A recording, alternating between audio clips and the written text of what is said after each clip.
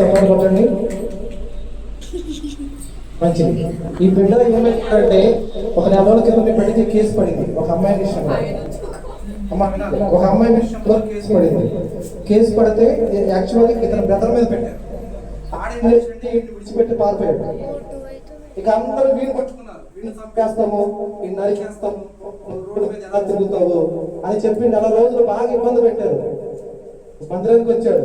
ఏం కాదు, ప్రార్థన చేసుకో, దేవుడు కార్యం చేస్తాడు, మన ప్రభు యుద్ధం చేసేవాడు కాదు, నువ్వు చేసిన తప్పు ఒప్పుకుంటే చాలు, నా ప్రభు నీ పక్షం నిలబడతాను ఒక మాట చెప్పాను. ఈ బిడ్డ విశ్వసించాడు. పోలీసులు పిలిచారు ఎంక్వైరీకి. ఇది అనుకున్నాడు ఎంక్వైరీగా దాన్ని మోసేస్తారు అన్నాడు. లేదు, నువ్వెవరా, దేవుడే కార్యం చేస్తాడు అని చెప్పి పంపించాను. ఈడ పోలీస్ కేసు వెళ్ళగానే ఈయన కొట్టడానికి 50 మంది పోలీసులు చుట్టూ వచ్చేసారంట కర్ర. అప్పుడు మళ్ళీ నాకు ఫోన్ చేశాడు. ఒరే వాడు 50 మంది కళ్ళ పట్టుకుంటే ఏం కాదు, నా ప్రభు సింహం రా అన్న. ఇక నా ప్రభు పక్కన నిలబడ్డాడు. ప్రార్థన చేసిన తర్వాత 50 మంది కూడా వెళ్ళిపోయారు. హల్లెలూయా. ఈ కూడా క్షేమంగా యేసు గారు తీసుకొచ్చాడు ఇక్కడ చర్చికి. హల్లెలూయా, హల్లెలూయా.